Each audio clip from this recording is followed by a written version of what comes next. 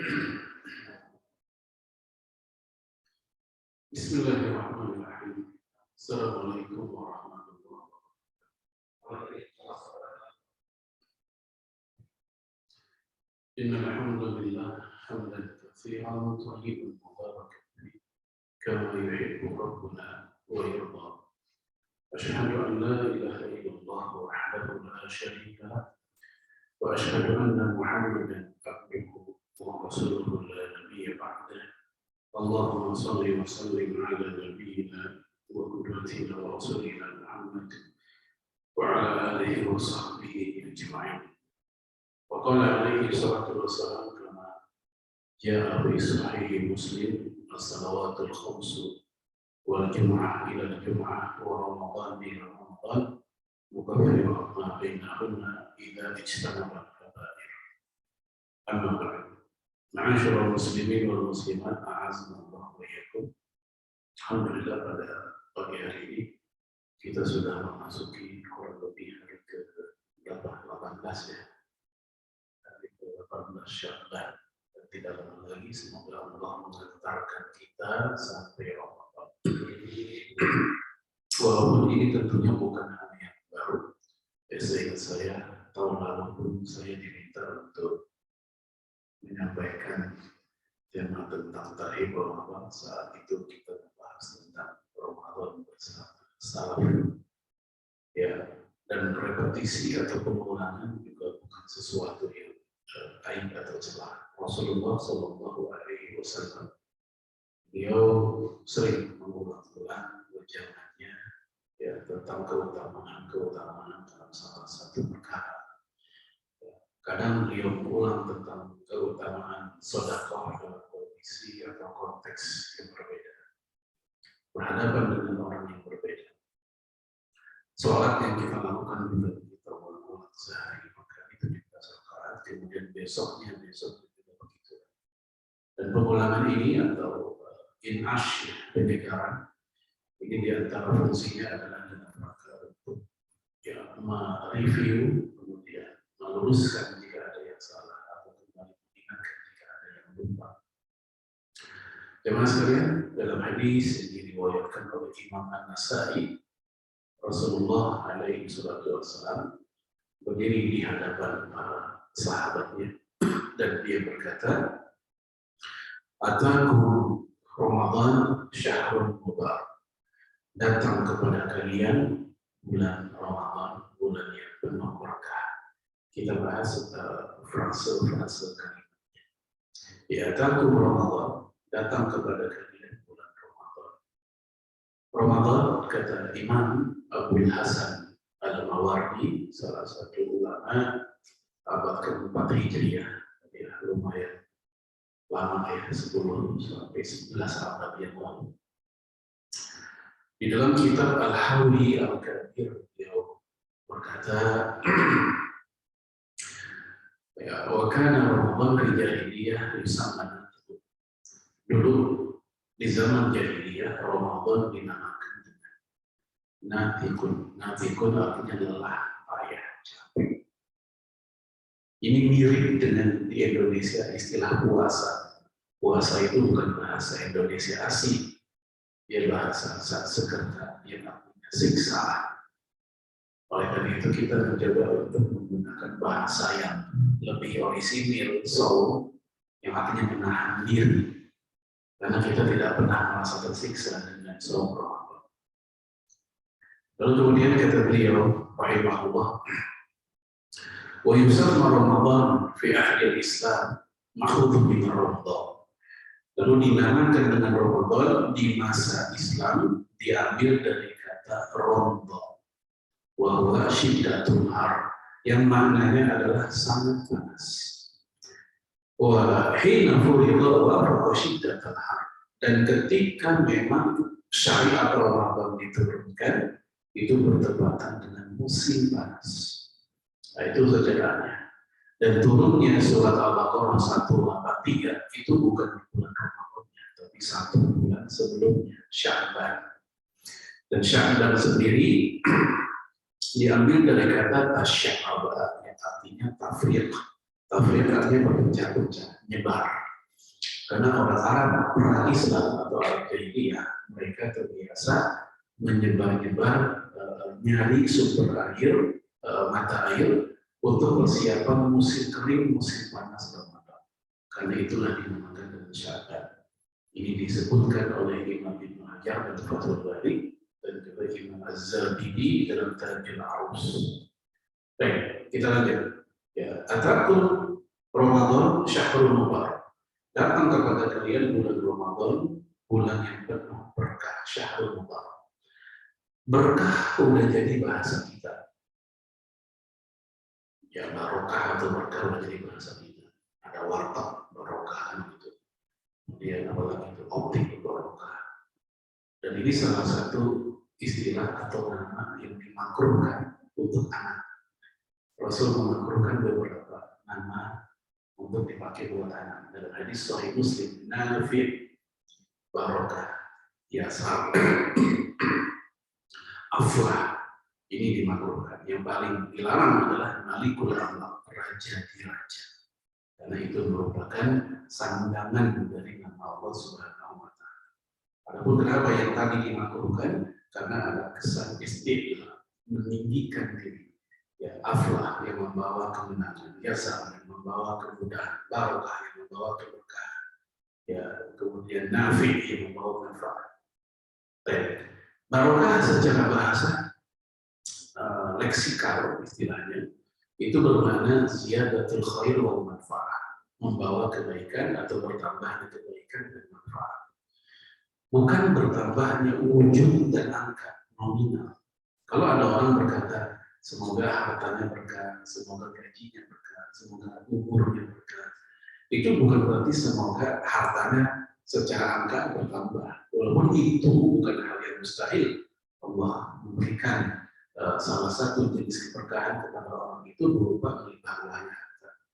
Tapi umumnya dari sisi manfaat, ilustrasi gampangnya adalah ketika ada seorang anak misalnya punya penghasilan belum seberapa, anak muda, anggaplah masih di bawah UMR, masih 2 juta di Depok. Tapi walaupun dia baru penghasilan segitu, tapi dia udah bisa ngasih manfaat ke orang tua. Oh, mohon maaf, ini 300.000 paling buat ganti uang korek api doang. Pak, ini 300 juga mungkin buat ganti uang pulsa.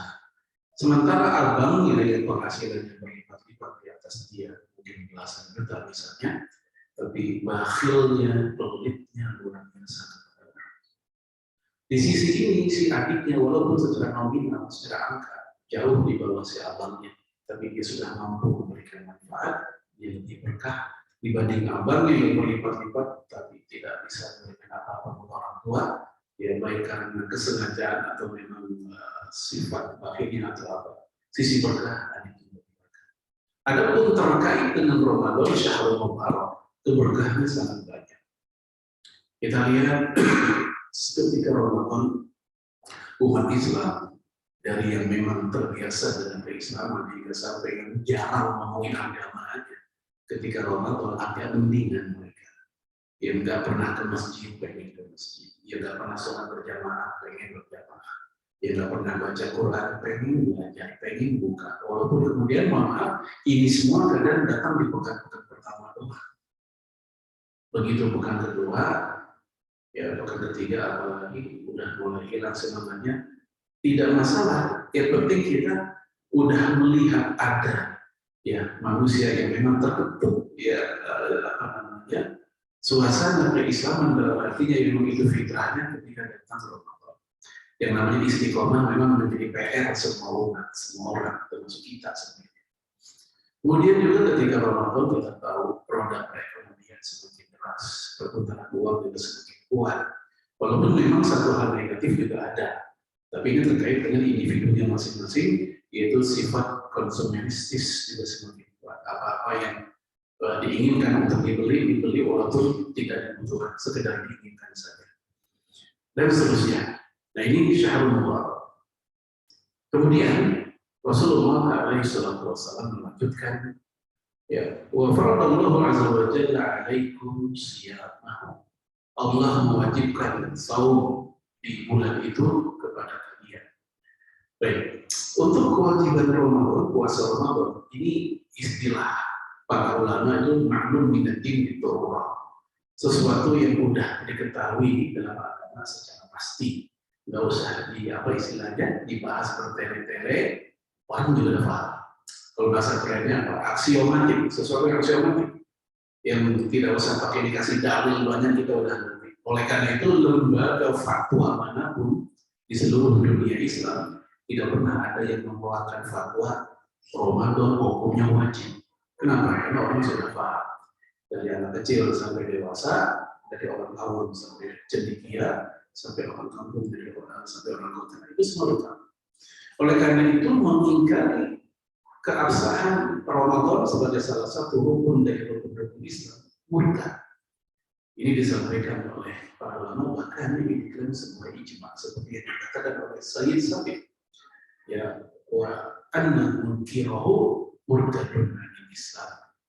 Ya, bahwasanya orang yang mengingkari saum Ramadan sebagai kewajiban dalam Islam maka dia murtad dari Islam. Kemudian, apakah puasa Ramadan ini hanya untuk umat Islam? Karena hadis tadi menggunakan ya wa faradallahu azza wa jalla alaikum, atas kalian. Apakah atas umat terdahulu juga pernah? Ya. Dan itu Allah sendiri yang menginformasikan kepada kita di Al-Baqarah 183 itu. Khususnya di kalimat kama kutiba ala ladzina min qablikum, sebagaimana yang telah diwajibkan kepada umat sebelum kamu. Siapakah mereka? Imam Al-Qurtubi dia berkata, ya faqala asy-Sya'bi wa Qatadah wa ghairuhuma, berkata asy-Sya'bi, Qatadah dan yang selain mereka, innallaha kataba 'ala qaumi Musa wa Isa shaum Ramadan fa ghayyaru. Dulu Allah mewajibkan puasa Ramadan kepada kaumnya Nabi Musa dan kaumnya Nabi Isa. Jadi kita bukan umat yang pertama. Dulu udah ada kaumnya Nabi Musa dan kaumnya Nabi Isa. Cuman di situ dikatakan bahwa ghayyaru, mereka mengubah, mengacak-acak, modifikasi puasa Ramadan sehingga hilang dari keasliannya. Bagaimana cara perubahan mereka? Yaitu wazada ahbaruhum alaihim asyrata ayyam. Para pendeta mereka, ahbar, ya tokoh-tokoh agama, ya, pendeta mereka itu menambahkan alaihim kepada umatnya, kepada warga masyarakat mereka itu asyrata ayyam, 10. Jadi 30 hari ditambah lagi 10 hari oleh mereka. Jadi memang yang namanya sejarah atau jika bakal munculnya bid'ah dalam agama itu mereka gitu, yang mengubah-ubah. Lalu kemudian ya Imam Asy-Sya'bi dan Qatadah melanjutkan bahwasanya famalidha, pendeta-pendeta ini sakit. Famalidha ba'du ahbarihim fanadhar. Yang setelah mereka sakit, mereka pun nazar. Apa nazarnya? Insyafa'ullah ayyazid saumahu asyrata ayyam. Kalau seandainya Allah menyembuhkan mereka lagi, mereka sembuh, maka mereka nazar akan nambahin lagi menjadi 10 hari. Jadi total ada 50. Sehingga kata Imam Al-Qurtubi, fasara saumun nasara 50 yawman. Sehingga puasanya orang-orang Nasrani saat itu 50 hari Ramadannya. Zaman sekarang gimana? Udah lebih beda lagi. Ya, udah deviasinya udah jauh banget.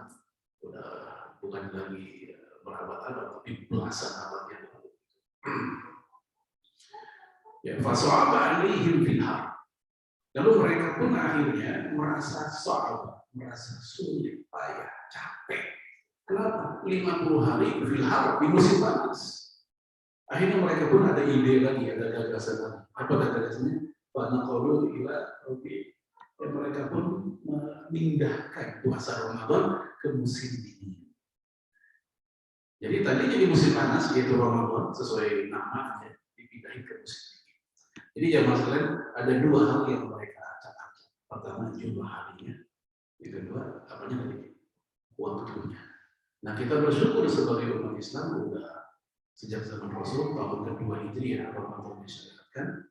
Sekarang 1443, berarti sudah 1441 tahun lalu, kita tidak pernah mengubahnya sedikit pun. Hari tetap 29 atau 30, ya momennya pun tetap di bulan Ramadan, kita nggak pindah-pindahin. Mau bulan Ramadan musim panas, mau bulan Ramadan lagi musim hujan, musim enak, musim dingin, atau kalau di kita malah ada musim timun suri itu bahannya, kita tetap tidak mengubahnya seperti itu. Baik. Kemudian ya wafihi tuftahu abwabu as-sama wa tughlaqu fihi abwabul jahim. Di bulan ini Allah buka pintu-pintu surga dan Allah tutup pintu-pintu neraka. Nah, jemaah sekalian, sebenarnya ditutupnya pintu neraka dan dibuka pintu surga itu bukan hanya Allah. Cuman kita yang masyhur, yang umumnya orang Islam tahu ya di bulan Ramadan. Kalau kita bertanya kepada orang-orang itu, umat Islam khususnya, ya salah satu keutamaan keistimewaan Ramadan adalah dibuka pintu surga dan tutup pintu neraka. Padahal ada momen lain, seperti yang Nabi terangkan dalam hadis Sahih Muslim, yaitu di hari Senin dan hari Kamis juga. Pekanan Senin Kamis, salah satu keistimewaannya adalah dibuka pintu surga, ditutup pintu neraka. Bahkan bukan hanya itu, kalau kita buka literatur yang lebih banyak, kita akan dapati keistimewaan dua hari ini juga bukan hanya itu. Rasul mengatakan, ya wafihi yirfa'u amal riba. Di bulan di hari Senin dan Kamis diangkat amal manusia, direkapitulasi amal manusia, mau yang jahatnya, mau amal yang jahatnya, mau amal yang solehnya, secara pekanan. Tapi kalau secara tahunan di sekarang bulan Syawal, ya, itulah kenapa Rasul wa uhibbu idza rufi'a amali wa inni shaim. Aku suka ketika amalku sedang diangkat, pas banget aku lagi berpuasa. Itulah rahasia kenapa Rasul sering berpuasa di Senin, Kamis, dan juga di bulan Sya'ban. Salah satu alasan karena itu diangkatnya amal. Kalau orang Barat mengatakan I don't like Monday, aku nggak suka hari Senin, harusnya umat Islam jangan latah ikut-ikutan seperti itu. Kita katakan I like Monday, aku suka Senin. Karena Senin adalah hari dibukanya pintu surga, ditutupnya pintu neraka, dan amal manusia diangkat. Dan kata Rasul dalam hadis Sahih Muslim pula, yauma wulidtu fihi, hari aku dilahirkan. Kemudian wa yauma yunzilu alayya, dan hari di mana aku diturunkan wahyu Senin. Surat Al-Alaq, Iqra itu diturunkan hari Senin. Lalu Aisyah radhiyallahu anha menambahkan Rasul pun wafatnya juga hari Senin. Jadi banyak hal-hal istimewa, peristiwa-peristiwa istimewa yang Rasulullah kabarkan tentang hari Senin, yang harusnya tadi kita tidak mengatakan hari Monday hanya gara-gara mabuk sama ganteng aku macet. Kan gara-gara itu bisa menahan Monday. Ya kita harus mengatakan hari. Baik. Ya kita lanjut lagi. Lalu Rasul melanjutkan wa tughallu fihi maradatus syayatin. Dan di bulan Ramadan diikat, dibelenggu maradatus syayatin. Maradah artinya kejahatan, pembangkangan, ya syayatin jamak dari syaitan. Dari hadis ini kita mendapatkan informasi bahwa yang diikat dari syaitan itu kejahatannya, watak jahatnya. Bukan secara fisik, sosok jasadnya. Dalam pandangan sebagian orang, kalau mendengar istilah setan dirantai ikat di bulan Ramadan, dalam benaknya ada pikiran seperti manusia yang lagi rame-rame diikat di borgol secara fisik. Makanya nggak sedikit anak kecil ke WC rumahnya sendiri itu takut, kebayang ada setan gitu. Tapi pas Ramadan berani, kenapa? Kan setannya diikat. Ini terlalu harfiah. Para ulama, saya ambil contoh Syekh Atiyah Sokra, salah satu mufti Mesir di zamannya tahun 90-an. Dalam fatwa Al-Azhar, fatwa Al-Azhar yang menjelaskan bahwa maksud dari setan terikat itu adalah yaitu dhaiful aql, lemahnya gangguan mereka, melemahnya gangguan mereka. Karena ketika di Ramadan tadi umat Islam lagi bagus semangatnya, ingin ketaatan lebih kuat, sebaliknya aman kejahatan atau maksiat ingin menjauh, sehingga daya goda dari setan itu dan peluangnya mengalahkan kita semakin tipis. Itu yang disebut dengan mereka terikat. Sebab nanti kalau ada orang memahami secara fisik, ya secara sosok, nanti akan muncul pertanyaan, katanya setan diikut orang kesurupan masih ada. Kan begitu. Atau katanya setan diikat, maling terawih juga masih ada. Nah, dia lupa dengan satu hal dalam hadis Imam Bukhari. Rasul mengatakan, inna syaitana yajri fi bani Adam majratan. Setan itu mengalir di aliran darah anak Adam. Selalu ini enggak nunggu Ramadan, enggak Ramadan, selalu begitu. Artinya secara bawaan, secara inherent dalam diri manusia itu sudah ada potensi itu.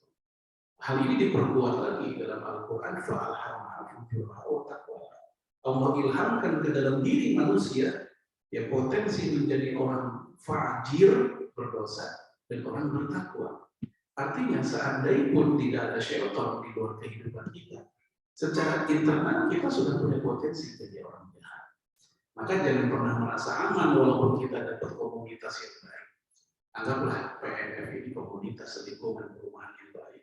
Jangan pernah merasa aman, karena di dalam sejarah Indonesia sendiri lahirnya PKI, Partai Komunis Indonesia, itu lahirnya bukan dari rahim yang buruk, tapi dia lahir dari rahim yang baik. Apa itu? Syarikat Islam, SI. Syarikat Islam kan pecah dari dua, SI putih sama SI merah. SI merah ini lahir kemudian cikal bakal munculnya Musa sama Nikun, itu tokoh-tokoh PKI. Nah, kebalikannya, kalau seandainya ada saudara kita di lingkungan yang buruk, kita pun jangan memandang mereka dengan pandangan yang miring, karena bisa jadi tetap walaupun lingkungannya buruk, dia punya potensi jadi orang bertakwa juga. Dan jangan lupa, Rasul dan para sahabat dilahirkan dari situasi zaman tempat yang sangat tinggi saat itu, tapi mampu mengubahnya 22 atau 23 tahun. Baik, kembali ke tadi. Lalu syaitan, zaman dari syaitan. Syaitan diambil dari kata Imam Ibnu Katsir. Syaitana, 3 huruf, syaitana. Yang kedua, syaitan.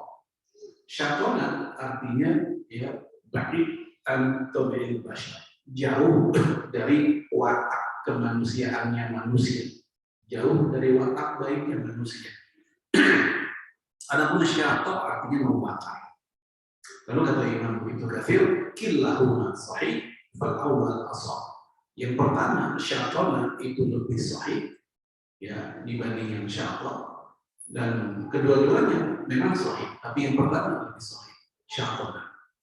Dan kita jangan menggunakan ini sebagai nama anak syaitan, ya, karena artinya jauh dari watak baiknya manusia. Sehingga saya maklum jika ada sebagian tafsir mufasir, walaupun saya belum tentu setuju dengan pendapat itu, tapi kita maklum seperti Syekh Rashid Ridho, kemudian gurunya Muhammad Abduh, mereka mengatakan syaitan itu bukan sosok, syaitan itu watak. Hal ini beliau perkuat dengan ayat surat An-Nas, yuwaswisu fi sudurin nas minal jinnati wan nas. Setan itu bikin waswas dalam dada manusia, baik setan dalam bentuk jin dan bentuk manusia. Artinya manusia pun juga ada yang setan, maksudnya wataknya. Jin juga ada yang setan, maksudnya wataknya setan jahat. Ini pendapat mereka berdua. Baik, jamaah sekalian, itu tentang penjelasan tentang syaitan. Ya. Lalu kemudian di hadis tadi Rasul menampilkan walillahi ya lailatun khairun min alfi syahr. Di malam di antara Ramadan Allah memiliki sebuah malam yang lebih baik dari 1000 bulan. Dan kita sudah sama-sama tahu yaitu Lailatul Qadar. Dan kita lihat Rasulullah alaihi wasallam dalam hadis ini menggunakan kata khairun min alfi syahr, lebih baik dari 1000 bulan. Dan ini menggunakan nakirah, nggak pakai alif. Artinya lebih baiknya dari 1000 bulan itu tak tergambarkan. Sama kayak misalnya Alkitab dengan kitab. Alkitab, bukunya spesifik, udah ketahuan, udah kelihatan. Entah buku bacaan, buku komik, buku pelajaran, atau juga bisa bermakna kitab suci, Alkitab. Tapi kalau nggak pakai alif lam, kitabun, maka bukunya ya buku, masih buku apa? Gitu. Nah, ketika Rasul katakan khairun min alfi syahr sebagaimana surah Al-Qadar, maka kebaikan 1000 kali lipat itu, apa di atas 1000 itu bisa 1001, 1002, 1020, 2000, 3000 kita nggak tahu. Pokoknya sangat luar biasa. Itu mana dari malam tersebut lebih baik dari 1000 bulan. Namun kapankah datangnya? Dan kenapa kok tidak ada hadis yang secara khusus dan spesifik begitu tegas mengatakan malam ini dari Rasulullah? Yang ada hanya dari sahabat. Sahabat pun sifatnya pengalaman mereka pribadi, tak cerita. Lalu mereka menyimpulkan. Ubay bin Ka'ab mengatakan malam ke-27. Ibnu Abbas mengatakan kita bisu fi arba'i wa 20 dalam riwayat Imam Bukhari. Carilah Lailatul Qadar di malam ke-24. Malam-malam 6. 24. Sementara di Indonesia banyak ketika iktikaf jamaah ganjiliun yang datangnya di malam ganjil doang, dengan hilang semua. Besok balik lagi. Malah ada masjid yang iktikaf itu hanya membuka di malam ganjil, ada masjid kayak gitu dengan mereka biasanya. Walaupun dibebasi juga kalau mau datang. Ya, dalam mazhab Syafi'i malam ke-22. Ya, sementara Imam Ibnu Hajar dia mencoba mengumpulkan berbagai macam riwayat dan beberapa ulama salaf dan khalaf. Beliau mengumpulkan, kata beliau, aksar min arba'in qaulan, lebih dari 40 pendapat. Lebih dari 40 pendapat tentang kapan datangnya Lailatul Qadar. Padahal jumlah malam Ramadan hanya 29 atau 30, pendapat yang lebih dari 50. Ya, ini membuktikan dinamisnya fikih para ulama kita. Baik, teman sekalian, hikmahnya kenapa nggak tahu secara pasti, supaya kita bisa ya faliyataharrah, mengintai, terus mengintai. Sebab kalau seandainya udah disebut secara pasti, Lailatul Qadar malam ke-27 atau Rasul, udah ramenya nomor 27 doang. Di malam-malam yang lain, ya kayak gitu biasa aja. Dengan tidak disebut secara letterlock oleh Rasulullah, sehingga kita semua bisa mengintainya. Dan siapapun orangnya yang beribadah sejak malam pertama Ramadan sampai selesai, pasti dia dapat. Ini kan ibaratnya kayak matematika peluang. Ya, matematika peluang begitu. Masa sih barang satu nggak ada yang kena, kan gitu ya. Selama dia memang setiap malam di awal Ramadan terus sampai selesai, dia senantiasa beribadah, pasti dia dapat. Sehingga Lailatul Qadar itu sebenarnya bukan hanya elitis, hanya untuk wali orang tertentu, enggak, siapapun bisa. Asal dia di setiap malam Ramadan dia memang ada waktu khusus lah untuk dia tekun beribadah. Ya walaupun enggak mu'zamul lail, enggak sampai sepanjang malam dia enggak kuat, tapi dia bisa walaupun hanya sejam 2 jam dia tawajuh kepada Allah dengan tilawah walaupun hanya setengah jam, kemudian dia berzikir yang dia hafal dia barang 15 menit, lalu dia sholat, itu aja, ada variasi yang nggak bosan. Walaupun hanya bisa sejam atau 2 jam, terus dia tidur, dia udah dapat. Baik, kita lanjut. Nah, di hadis tadi dalam riwayat Imam Nasai itu Rasul menutup dengan kalimat man hurrima khairaha faqad hurrima. Siapa yang terhalang untuk mendapatkan kebaikan Ramadan, maka dia benar-benar terhalang. Ini apa maksudnya? Dalam kitab Hasyiah Al-Ibni Majah yang disusun oleh Imam Abu Hasan As-Sindi, beliau menyebutkan ada 2. Yang pertama ini merupakan sindiran. Yang kedua ini merupakan tahdir, peringatan untuk orang Islam yang memasuki Ramadan sampai selesai Ramadan enggak dapat. Padahal Ramadan itu kalau kita mau sedikit analogikan dengan dan ibu-ibu istri-istri kita itu termasuk saat ini nih yang paling demen kalau ada flash sale di jual beli online itu ada flash sale. Apa flash sale? Momen untuk di korting jauh banget harga barang dari harga aslinya. HP yang biasanya mungkin 2 juta 3 juta, kalau flash sale itu bisa cuma 200.000. Udah gitu waktunya pendek 2 jam. Apa yang terjadi? Rebutan orang. Ya, berlomba-lomba untuk dapat. Nah, bulan Ramadan itu begitu, bulan promo dari Allah. Ampunan sebesar-besarnya, sebanyak-banyaknya, keberkahan sebanyak-banyaknya. Ya, waktunya pun terbatas 30 hari. Dan 30 hari itu lumayan panjang, sangat panjang. Ternyata manusia ada yang melewatkan. Ya, amal Ramadan biasa aja, tidak ada rasa-rasa apapun. Ada pula Munal yang ketika Ramadan dia berbahagia, udah bagus, dia pun ikut gembira, ikut ingin mengisinya. Tapi sayang dia mengisi Ramadan dengan hal-hal yang sifatnya dekorasi saja, bukan substansi atau hal-hal yang sifatnya rutinitas seremonial. Misal, mohon maaf, terlalu banyak acara buka puasa bersama. Bukan yang nggak boleh, cuman acara kayak begitu sering buat yang nggak semua orang sih ada lah. Yang ketika selesai acara kecapean untuk akhirnya nggak terawih. Pernah kayak gitu nggak? Atau ada kayak gitu nggak? Ada ya. Ya emang begitu. Masih bagus sekedar nggak terawih, nggak sholat isya. Malah ada yang menjadikan acara buka puasa bersama seolah-olah pelaksanaannya mirip dengan kayak pesta ya, standing party segala macam. Adapun buka puasanya seakan-akan itu sebagai syaratan yang superior seolah-olah ibadah. Ini yang kita nggak mau. Ya, dan dari tahun ke tahun begitu. Dan itu pun dari satu grup WA. Grup lain minta ngadain acara serupa. Ya, alumni TK. Nah, TK masih ada alumni yang masih ingat. Ya, alumni SD. Terus kita sampai alumni kuliahan, alumni umroh, alumni haji. RW juga ngadain, RT perumahan kita ngadain, mungkin keluarga besar sendiri juga ngadain, belasan grup WA semuanya bertanya, kapan nih kita mumber? Semuanya ngadain, akhirnya fokus kita terhadap Ramadan, target Ramadan kita nggak jalan. Padahal sebelum Ramadan kita udah memantapkan target, harus 3 kali khatam, belum pernah. Apalagi target kedua, harus full tarawih Ramadan. Umur saya udah nggak muda lagi, masa sekalipun belum pernah full tarawih target gitu.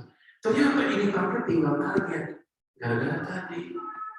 Maka sekarang salah satu sisi tanda petik ya, pelajaran atau hikmah kenapa ada pandemi 2 tahun di mana kerumunan menjadi sesuatu yang terlarang saat itu, ya bisa jadi manfaatnya kita nggak terlalu banyak lah acara-acara itu. Ya, baik. Itu dari hadis Imam Nasai dan Imam Ali Al-Qurni mengatakan sanadnya sahih dalam kitab Mir'ah Al-Mafatih. Kemudian kita masuk hadis yang kedua dari Rasulullah SAW dalam riwayat Imam Ibnu Huzaimah Al-Baihaqi dari Abu Hurairah dan kata Syekh Syuaib Al-Arnaud, ini hadis sanadnya sahih.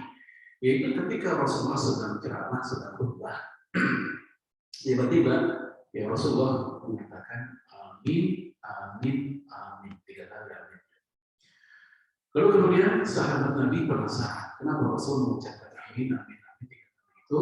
Lalu salah seorang mereka bertanya, ma kunta tasna'u hadza ya Rasul. Wahai Rasul, kenapa engkau melakukan itu? Ya, apa kalau bahasa kita enaknya? Itu amin, amin, amin, kenapa itu? Maka mereka dijawab oleh Rasul, faqala li Jibril. Tadi malaikat Jibril bilang ke saya 3 hal. Yang pertama, rohimah fu'ati, celakalah buat seorang hamba, ya, adroka abawai atau ahaduhuma lam yudkhilhul jannah. Celakalah seorang hamba yang hidup masih merasakan bersama orang tua, masih ketemu adroka, masih ketemu sama orang tua, baik satu atau dua-duanya, atau 2 atau salah satunya, tapi keberadaan orang tua tidak membuat mereka masuk surga. Keberadaan orang tua tidak dimanfaatkan untuk birrul walidain yang kemudian dari itu dia surga. Rasul menjawab amin. Maka ini menunjukkan orang tua baik salah satu atau kedua-duanya itu pintu surga terdekat karena di rumah. Baik dia serumah atau tidak serumah, kalau nikah bisa tidak serumah. Bukan malah jadi beban buat seorang anak di masa orang tua sudah tidak produktif. Orang tua udah kena penyakit, gula, stroke, ngurus diri udah nggak bisa, BAB, BAK, kudu dibantu oleh anak, nanti pempersnya. Harusnya itu kan menjadi ladang amal soleh balas jasa mereka, walaupun kita yakin dia bakal berbalas. Ya, tapi malah kadang ada anak yang suruh-suruhan dan serah-serah ke siapa? Ke saudara yang lain. Lu aja dah yang nengokin gua urusan duitnya. Lama-lama, gue juga nggak mau. Gimana kalau kita taruh di depan Joko, kan beres urusan. Kan kita termasuk berbakti juga, kan duit tidak kita kasih. Ya lupa ada luka hati orang tua, seakan-akan dibuang sama anaknya. Maka kata Rasulullah, amin, mulai dari ini. Ya, dan jangan lupa Bapak Ibu sekalian, assalamualaikum, bahwasanya berbakti sama orang tua, pintu surga lewat itu nggak bisa diganti, nggak bisa dikalahin sama tahajud ke, sedekah ke. Walaupun tahajud kita rutin, sedekah kita hebat, doa kita rutin juga, saat bersamaan sama orang tua kita durhakai, ini termasuk penghapus amal soleh. Dalam hadis atau broni, ya Rasul merinci beberapa amal, beberapa perbuatan yang bisa menghapus amal soleh. Salah satunya adalah durhaka orang tua. Dalam kitab Adabul Mufrad Imam Bukhari, beliau meriwayatkan dari Ibnu Umar berkata, buka walidain minal huquq wal kabair. Bikin nangis kedua orang tua kita termasuk bagian dari dosa besar dan durhaka. Sekedar bikin nangis. Walaupun bikin nangis ini juga banyak sebab ya tentunya. Tapi sebab yang mungkin dia pernah ke hati itu. Dalam dalam manaqib Ali bin Abi Thalib radhiyallahu anhu. Ali bin Abi Thalib pernah ditanya oleh kawannya, kenapa engkau? Aku belum pernah melihat makan bareng sama orang tua, makan bareng ibu. Jawaban Ali bin Abi Thalib adalah, aku khawatir kalau makan bareng sama ibu, aku mengambil makanan yang itu makanan lagi dilirik oleh ibu. Maka gara-gara itu aku tercatat sebagai anak durhaka. Nah, kalau kita makan bareng sama orang tua, apa yang dilihatin sama orang tua kita ambil. Ya, atau bahkan bukan dilihatin, udah dimakan sama orang tua, kita ambil juga. Orang tua bilang, itu punya bapak, punya ayah, punya adik. Apa jawaban anak sekarang? Ngalah apa nggak anak? Kan begitu kan? Ngalah mana? Betul kan anak sekarang? Tapi Ali bin Abi Thalib radhiyallahu dia khawatir gara-gara ngambil potongan makanan yang ibunya juga pengen, ibunya juga lihat, itu jadi durhaka orang tua. Dan akan bareng masuk orang tua. Baik teman sekalian. Yang kedua kata Rasul di hadis tadi, Rohimah Abdi, celakalah bos seorang hamba, ya, idza dakhala alaihi Ramadan lam yukfar. Jika dia memasuki bulan Ramadan dalam keadaan belum mendapat ampunan, lebih belum mendapat ampunan. Kalau Rasul menjawab amin. Ini mirip juga seperti hadis Imam Ahmad yang ketika Rasul menyindir banyak orang puasa yang kamin sholimin, laisa lahu min siyabihi ila al-jum' wal atas. Banyak orang yang berpuasa tapi tidak dapat apa-apa dari puasanya kecuali lapar dan nahan, capeknya doang. Bukan dengan doang sahur, tapi nggak dapat apa-apa. Karena mungkin tadi terlalu banyak dekorasi atau mungkin juga banyak maksiat yang dilakukan, jadi itu bisa menggerus nilai puasanya. Yang ketiga, rohimah anfuriin, celakalah buat seseorang yang ya dzukirta indah fal yusalli alaih, ketika namamu disebut di hadapannya, dia tidak berselawat kepadamu. Nah, masalah selawat udah pernah kita bahas waktu pembahasan hadis arba'in. Rasul mengatakan al-bakhil alladzi dzukirtu indah fala yusalli alaihi. Orang bakhil pelit adalah orang yang jika namaku disebut di hadapannya tidak berselawat kepadaku. Dia tidak berselawat kepadaku. Bakhil pelit di sini bukan pelit kepada Rasulullah alaihi salatu wasallam, tapi pelitnya kepada dirinya sendiri. Karena dia telah menyia-nyiakan peluang mendapatkan 10 selawat dari Allah kepada dia. Hal ini disebutkan dalam beberapa hadis yang lain, dalam hadis sahih Imam Abu Dawud, Imam Ahmad, kata Rasulullah, "Man shalla alayya shalatan wahidah, sallallahu biha asyra." Siapa yang selawat kepadaku sekali saja, Allah akan selawat sama orang itu 10 kali. Jadi dia bakhil sama diri sendiri, bukan bakhil sama Nabi. Dan apa arti Allah berselawat untuk kita, untuk manusia? Ubay bin Ka'ab dikutip oleh Imam Bukhari mengatakan maksudnya kalau Allah berselawat adalah Allah turunkan ampunan dan rahmat 10 kali untuk orang yang cuma sekali doang selawatnya. Lah kita dalam sebuah majelis nama Rasulullah disebut berkali-kali. Lalu kita pun nyaut, walaupun nyaut kita nggak demonstratif, kita tetap nyaut walaupun hanya lirik. Misalnya gitu ya, 10 selawat buat kita. Itu baru satu. Kalau kita mau ulang-ulang, Masya Allah luar biasa. Nah, Rasul pun menjawab ketika malaikat Jibril berdoa kayak tadi dengan jawaban ya kepada orang yang tidak mau berselawat. Nah, jemaah sekalian, di musim medsos begini sering berseliweran hadis-hadis palsu. Salah satu hadis palsu yang dimodif begitu, ada hadis yang mirip dengan yang tadi kita bahas. Ya, Rasul naik mimbar mengucapkan amin amin amin, ya gara-gara malaikat Jibril berkata, ya Allah abaikan puasanya umat Muhammad yang pertama nggak maaf-maafan ke orang tua, yang kedua nggak maaf-maafan suami istri, yang ketiga nggak maaf-maafan sesama. Nah, setelah disebarkan hadis itu, di bawahnya ada tulisan biasanya, mohon maaf lahir dan batin sebelum masuk Ramadan. Saya begitu. Kita nggak mempermasalahkan maaf-maafannya. Maaf-maafan itu sesuatu yang mutlak. Kapanpun silakan, mau Syawal, mau Ramadan, mau Jumadil Awal, mau kapanpun rojak, terserah, nggak ada masalah. Karena maaf-maafan itu sesuatu yang sifatnya kesantunan, silakan. Dan nggak harus menunggu bikin salah dulu kita minta maaf. Sebagaimana istighfar kita nggak harus kita istighfar mau bikin dosa dulu baru istighfar, tidak. Silakan. Rasul aja beristighfar sehari 70 kali. Ya, kata Rasulullah sendiri, inni astaghfirullah akthar min 70 marrah. Aku beristighfar lebih dari 70 kali dalam sehari. Bukan berarti Rasul habis bikin dosa lebih dari 70 kali juga. Ini kesantunan, ketawaduan Rasul. Kita pun nanya alamat sama orang, kadang mau mengkodingahi dengan kata maaf. Maaf Pak, mau nanya.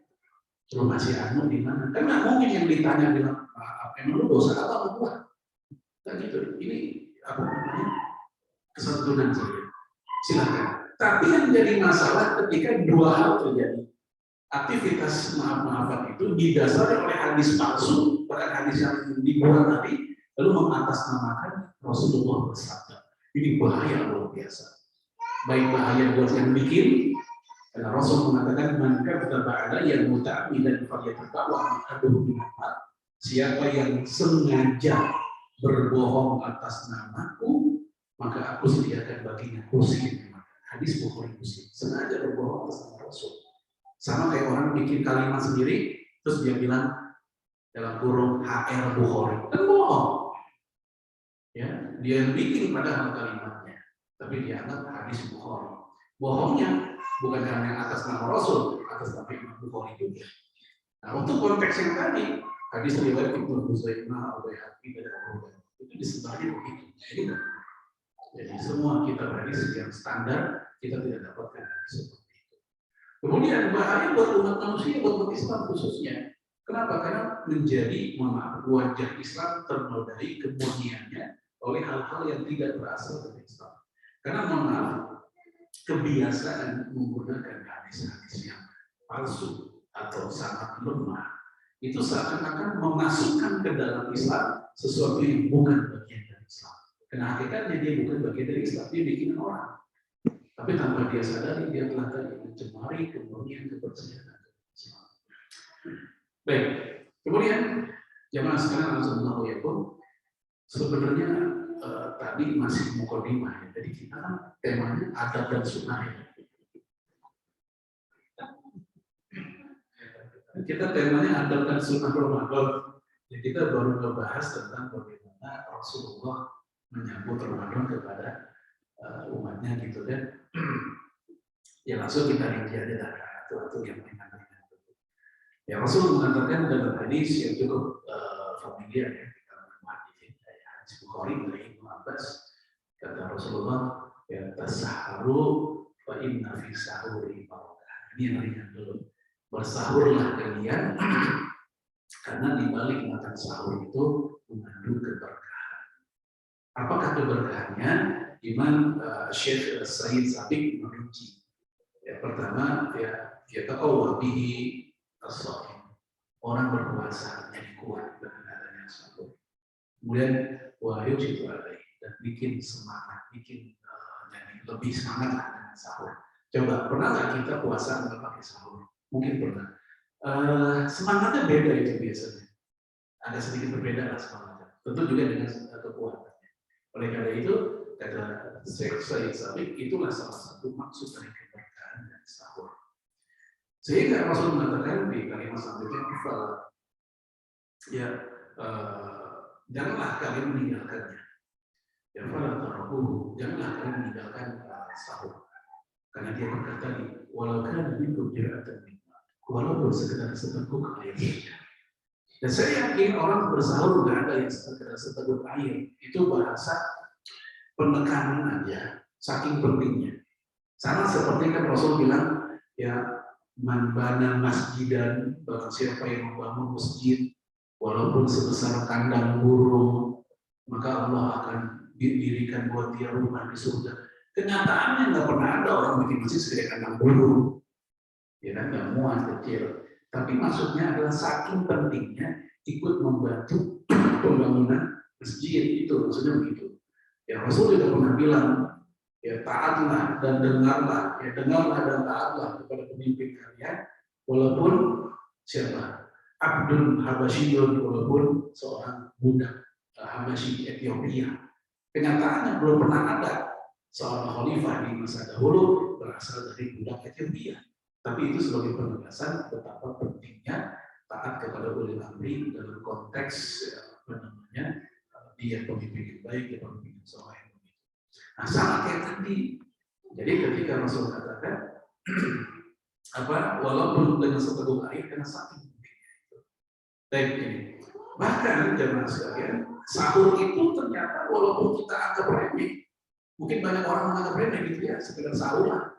Ternyata itu sebagai sarana Allah dan malaikat berselawat sama kita. Allah dan malaikat tanpa kita sadari kita lagi makan sahur setengah ngantuk berselawat buat kita. Dari mana? Dalilnya di sana.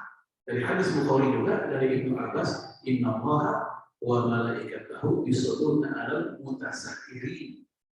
Allah dan malaikat yang berselawat kepada mutasakhirin, orang yang makan sahur.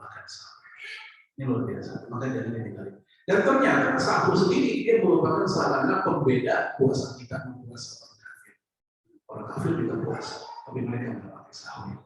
Makanya Rasul mengatakan al-faslu ma baina siyamina wa siyami ahli kitab aklatus sahur. Pembeda puasa kita sama puasanya ahli kita Yahudi Nasrani ya adalah makan sahurnya. Itu yang bikin beda. Maka kata Imam Ibnu Hajar, kalau ada orang puasanya, habit puasanya selalu tanpa sahur, alih-alih mendapatkan pahala, malah dia berdosa gara-gara tasyabbuh bil kufar. Puasanya sendiri kan bagus, tapi kebiasaan itu selalu nggak pernah sahur. Kata Imam Ibnu Hajar, khawatir kita berdosa ya, karena tasyabbuh bil kufar. Kalau sekali dua kali nggak sahur, wajar. Kebablasan mungkin pernah. Atau kasus Rasulullah alaihi wasallam pulang pagi. Rasul pulang pagi, pengen sarapan, ngomong ke Aisyah, ini hadis Sahih Muslim. Hal indah kita, Aisyah, kalau bahasa orang sini, Neng, ada makanan nggak? Jawaban Aisyah, mana yang kita? Abang, nggak ada makanan. Nah, Nabi mau sarapan nggak jadi. Lu jawaban Nabi, Pak ini sohib, ya udah, kalau gitu, abang puasa. Ini menunjukkan pertama Rasul nggak sahur, karena kejadiannya udah pagi, niatnya pengen sarapan kok. Ya. Yang kedua, ini menunjukkan bahwa niat puasa sunnah boleh setelah subuh. Beda dengan puasa wajib, di mana mayoritas ulama mengatakan sebelum subuh itu paling ngaret, menjelang subuh itu paling ngaret. Ya, sebagusnya sejak malam, tapi paling ngaret sebelum subuh. Kecuali mazhab Hanafi masih memberikan toleransi, walaupun untuk puasa wajib mau habis subuh pun mereka masih membolehkan. Tapi walaupun pendapat itu dianggap lemah ya. Nah, kembali ke tadi, Rasulullah berniatnya setelah sholat, setelah sunnah pagi. Maka kata Imam Nawawi ini menunjukkan bolehnya niat puasa sunnah setelah subuh itu sebelum zawal. Zawal itu tergelincirnya matahari. Ketika kita naruh kayu gitu, ya udah ada bayangan itu zawal. Kalau belum ada bayangan masih titik begitu, itu waktu terlambat sholat. Itu masih waktu terlambat sholat. Tapi ketika udah zawal, itulah waktu azan zuhur aslinya. Baik, teman sekalian, ini yang pertama sahur. Yang kedua, kita sedekah. Kenapa? Secara khusus dalam hadis Bukhari, subuh, jadi kita bicara dari gelap ya, dari sahur dan masih gelap. Nah, sedekah, ya subuh. Sebelum kita ke masjid, kita udah nyiapin apalah untuk kotak amal atau apa. Karena setiap subuh dalam hadis Bukhari, Rasul cerita ada 2 malaikat yang turun dan masing-masing berdoa. Malaikat pertama doanya adalah Allahumma a'ti munfiqan khalafa. Ya Allah, buat orang yang berinfak, bersedekah, khalafa, kasih gantinya. Kasih gantinya. Jadi kalau Allah yang mengganti, nggak perhitungan. Beda dengan manusia yang ganti. Itulah kenapa amplop kondangan ada namanya supaya sama di situ. Supaya gantinya sama.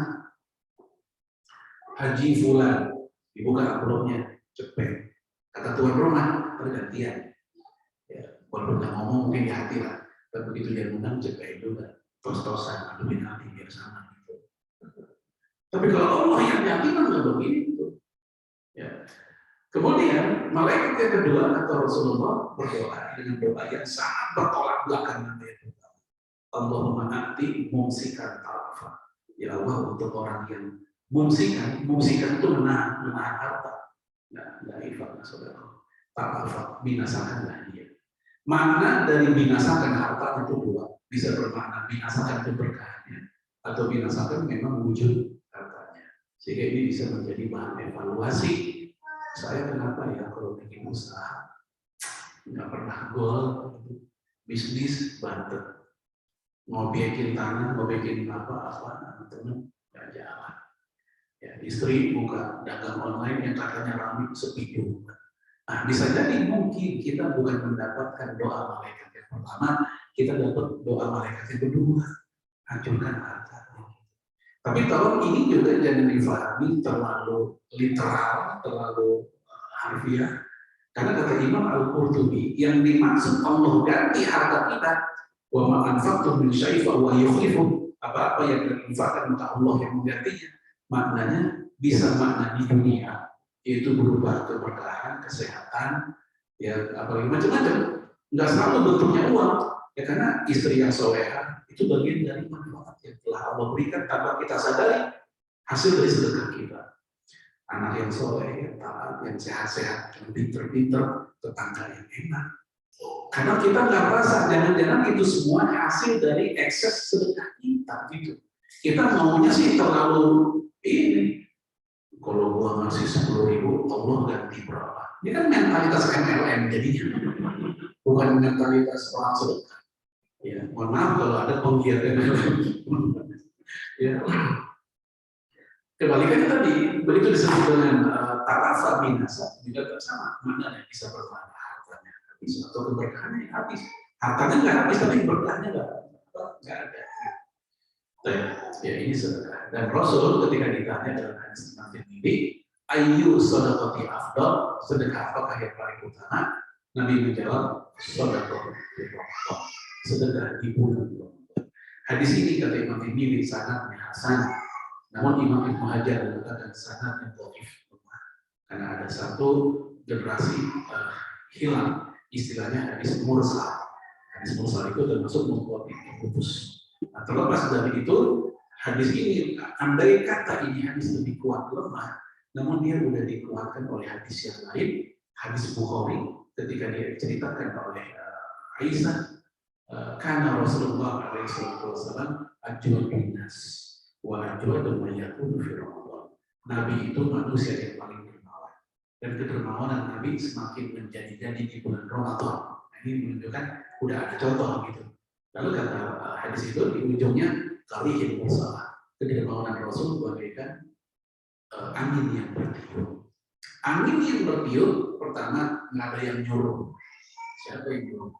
Yang kedua, angin bertiup ke semua arah, nggak pakai pilih kasih. Nggak ada angin bertiup ke orang soleh doang, orang jahat yang belok enggak. Sama sedekah kita pun juga terindikasi. Yang ketiga, angin bertiup volumenya siapa yang bisa ngitung? Itulah gambaran sedekah Rasul ketika Ramadan.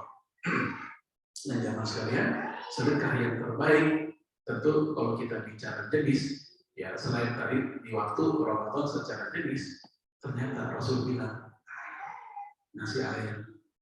Ya. Ubadah bin Samit sahabat Nabi bertanya, ya Rasul, inna ummi mata atas sedekah anha. Ya Rasul, ibu saya meninggal.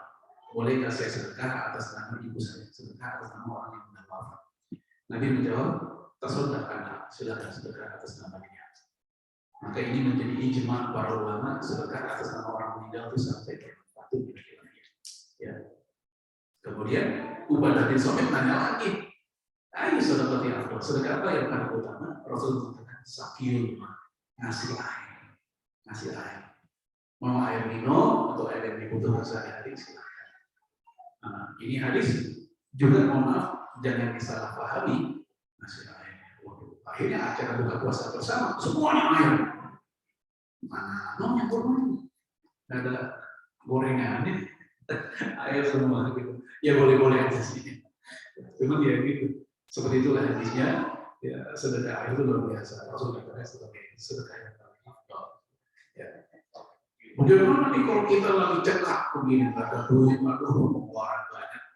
Ya memang sih ada sedekah lain yang nggak pakai duit. Apa? Kan Rasul bilang, tabassam ila wajhi akhi laka sedekah. Senyum di hadapan saudaramu bagi ibu itu adalah sedekah. Jadi ya kita nyengir sendirian kepada orang. Lo apa sih nyengir mulu? Oh ada duit, gue sedekahnya gitu. Ini namanya sedekah dengan amal, karena sedekah beda dengan infak. Infak itu sedekah harta saja. Kalau sedekah sendiri, dia harta dan juga bisa non harta. Tapi jemaah sekalian, mohon maaf, kita belum bahas semua, baru 2 poin doang, yaitu sahur dan sedekah di antara adab-adab Ramadan. Masih banyak yang belum kita bahas, ya mungkin bisa kita lanjutkan di bulan yang akan datang, masih Ramadan, insyaallah. Semoga Allah berkah kita. Jadi mungkin ada apa ya? Kalau ada pertanyaan.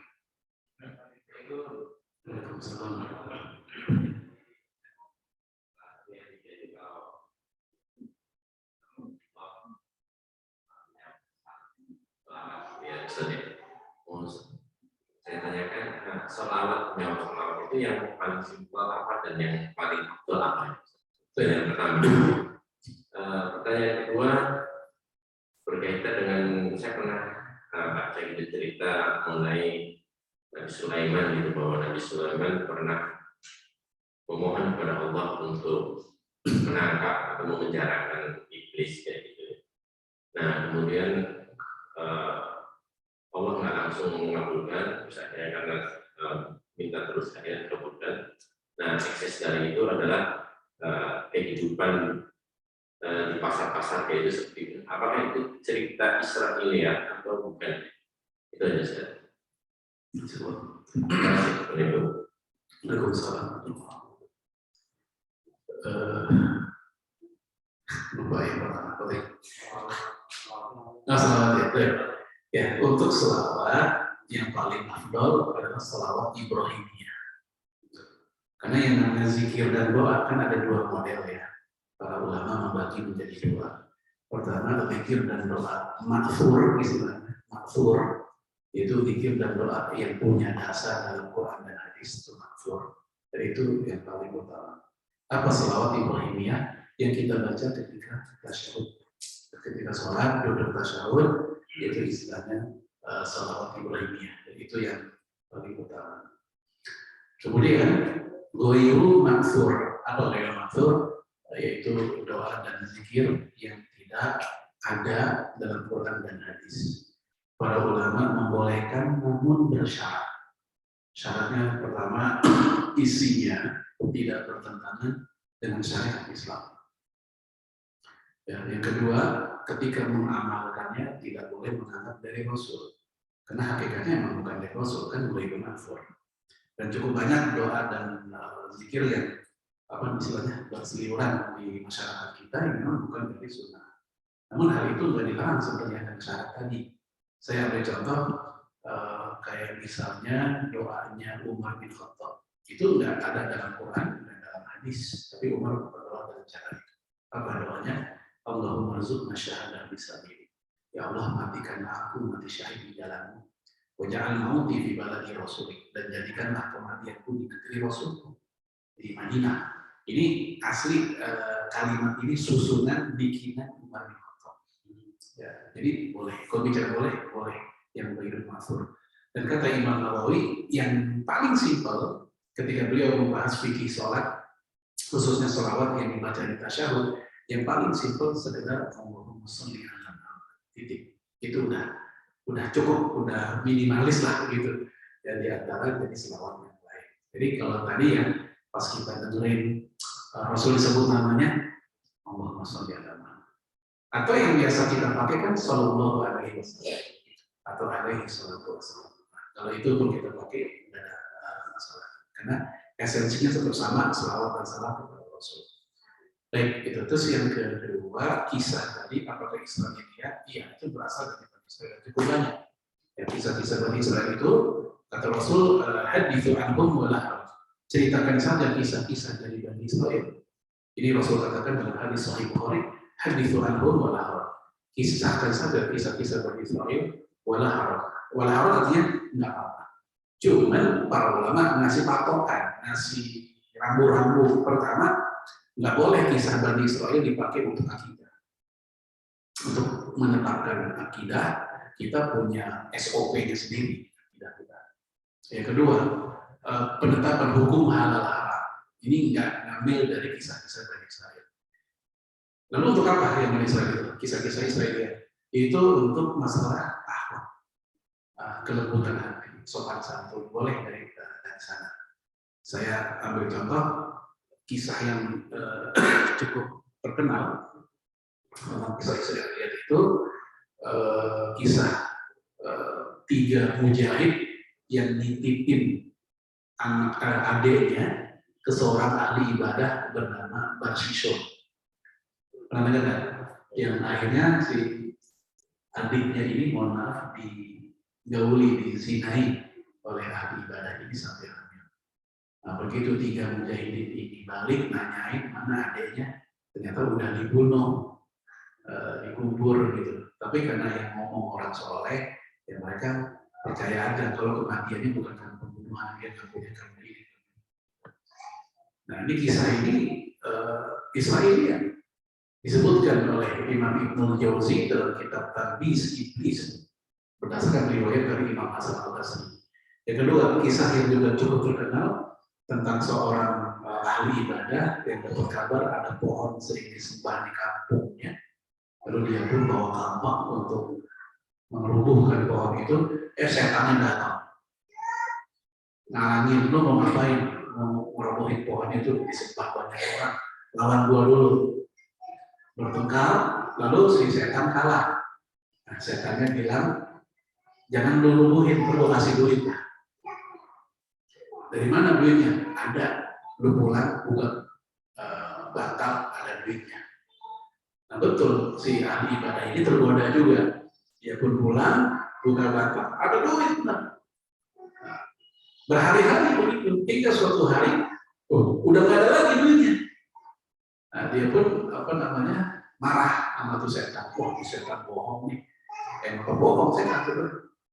Dia balik lagi, bawa kampak lagi, pengen ngancurin pohon. Ketemu lagi sama setannya, berantem lagi. Nah, sekarang ahli ibadahnya kalah. Ya, dia pun bertanya, kenapa dulu saya menang, sekarang saya kalah? Kata setannya, dulu kamu menang masih ikhlas, masih murni pengen menghancurkan, tidak ada tujuan macam-macam. Sekarang kamu kalah karena tujuan kamu udah nggak lagi ikhlas, tapi karena duit. Ya, nah ini diceritakan oleh Imam Ibnu Jauzi juga dalam kitab yang sama, dan beliau mengatakan ini Sahih Israiliyat. Ya, dan pelajarannya tentang keikhlasan, tentang akhlak. Gitu. Jadi contoh, makanya kata Rasul, hadithu anhum wa la haraj, ceritain aja dengan mereka apa untuk bagian itu. Selama kisah itu yang sahih.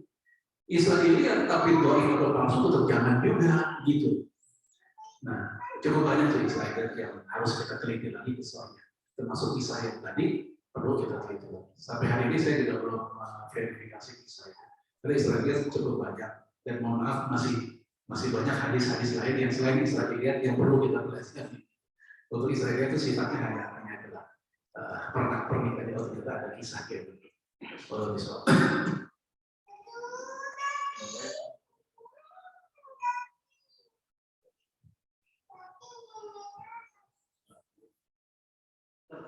Ya.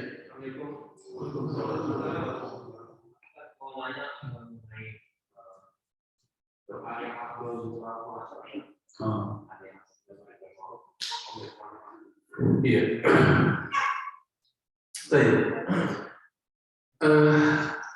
Syekh Utsaimin dalam kitab Majelis Ramadan, ya beliau ditanya dalam kitab Fatwa Nur al-Adab juga ada. Beliau ditanya tentang apakah ada doa maghfur yang dari Rasulullah menjelang buka. Kata beliau ada. Dan beliau mengutip Allahumma laka sumtu. Ya. Walaupun itu hadis dhaif, namun kedhaifannya tidak terlalu.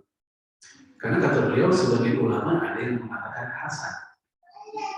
Yang kedua yang beliau juga kutip adalah dhahabat dhama'u wa batalatil uruqu wa sabatul ajru insyaallah. Ini hadis kata beliau hasan. Walaupun sebagai ulama ada yang dhaif. Ya, Syekh Al-Albani menghasankan hadis itu. Adapun empat mazhab, ya Hanafi, Maliki, Syafi'i dan Hambali, para ulama empat mazhab mengatakan ya sunnahnya bukan hanya boleh, sunnahnya menggunakan Allahumma laka sumtu wa bika amantu. Nah, hari ini di zaman medsos saya sangat menyayangkan ketika ada orang yang membid'ahkan doa Allahumma laka sumtu. Empat mazhab sepakat kesunahannya itu sampai dikatakan bid'ah. Karena teorinya dalam masalah doa atau yang semisal fadhailul a'mal, jangankan doa yang ada hadisnya, doa bikin sendiri aja boleh. Karena hakikatnya di momen tersebut, momen kita silakan banyak-banyak berdoa. Dari mana dalilnya? Hadis dari Abdullah bin Amr bin As yang diriwayatkan oleh Imam Abu Dawud. Dia kata Rasulullah, salah satu adalah turun dakwatuh. Ada 3 kelompok manusia yang doanya tidak ditolak. Salah satu yang Nabi sebut adalah dakwatus shaim hatta inda iftir. Doanya orang berpuasa ketika berbuka. Di hadis ini nggak nyebut doanya apa, sehingga di situ menunjukkan ya bebas. Sehingga kata selesai ini bebas doa apapun boleh. Nah yang ada hadisnya itu tadi yang Allah Maha Kuasa itu sama berapa mau. Walaupun kata beliau ini hadis masih pro kontra, sangatnya ada yang baik ada yang hasan. Tapi kata beliau silahkan dipakai karena ini umum. Apapun doa hakikatnya boleh kita mau doa untuk masa depan akhirat kita, dunia kita, untuk anak-anak kita, dan seterusnya itu kita buat Islam. Kalau soal ya.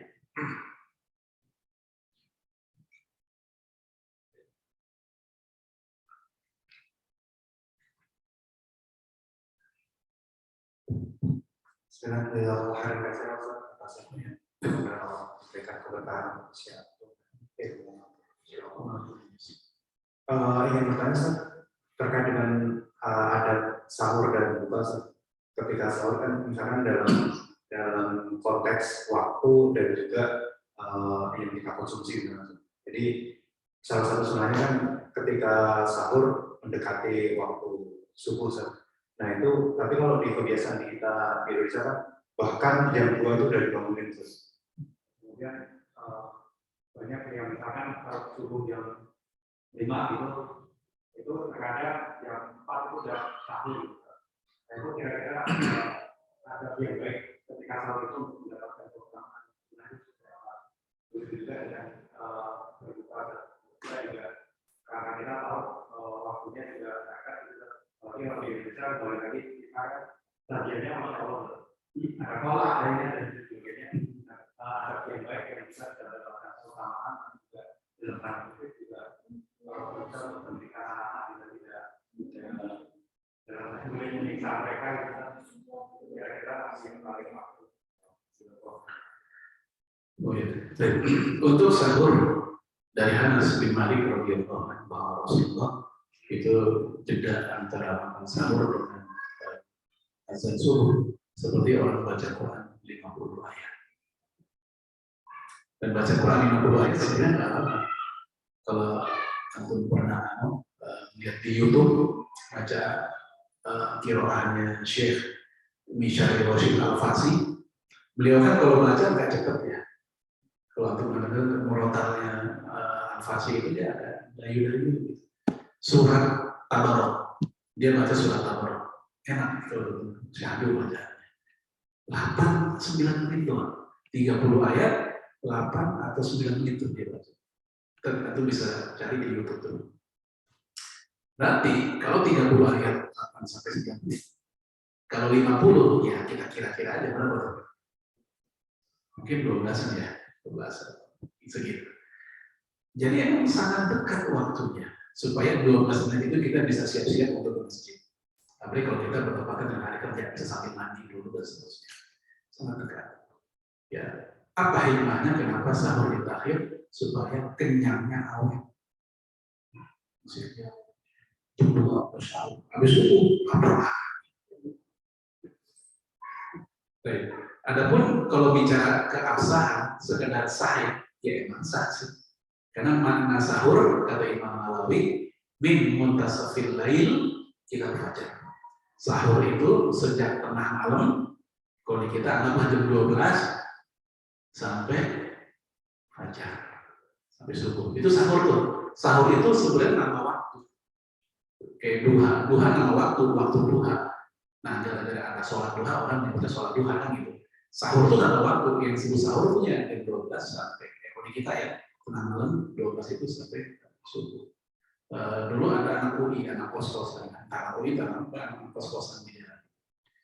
Pak, saya nggak jamin nih bisa bangun sahur. Boleh nggak saya sahurnya jam 10 malam? Saya bilang, bukan sahur, itu nambah buka puasa. Karena secara makna sahur itu salah. Sehingga Syekh Abdullah Faqih dari Kuwait, ya, dia mengatakan tidak disebut sahur secara syar'i orang yang makan sahur sebelum berenang. Baik. Dan sunnahnya sahur berkurma sebenarnya. Ya, ketika buka Rasul juga nyontohin kurma. Dalam hadis Tirmidzi yang pertama Rasul makan adalah rutobat. Rutobat, kurma muda, rutop. Ya, dalam hadis kalau nggak ada kata perawi hadisnya, maka Rasul dengan tumairot, kurma yang tua, tua. Nggak ada juga itu kurma baru Nabi air yang untuk membersihin. Ini yang sunnah. Nah, kalau di kita yang wajib goreng. Ada sunnah, ada wajib goreng. Kayaknya kalau nggak gorengan gimana kan? Jadi Syekh Abu Thayyib Samsul Nazim Abadi mencoba merangkum ya, kata beliau, sahur kurma, buka kurma, maka membuka puasa dengan keberkahan, menutupnya juga dengan keberkahan. Kata beliau begitu, kurma dengan kurma. Namun Syekh Abdul Muhsin Al-Abad Al-Badar, ulama Madinah, sekarang masih hidup, sudah sangat sepuh. Beliau mengatakan, kenapa kurma dulu gitu? Pagi kurma, ini kurma.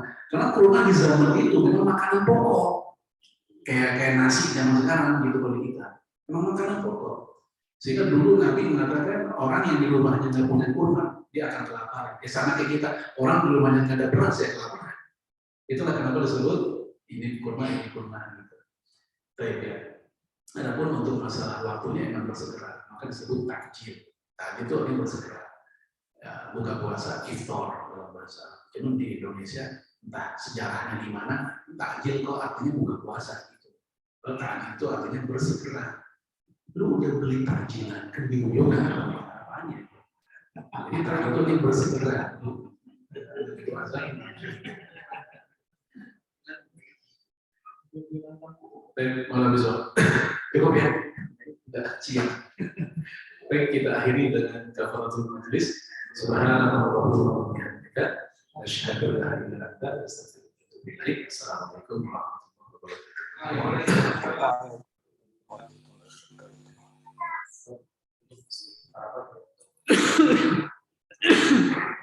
Harus aku yang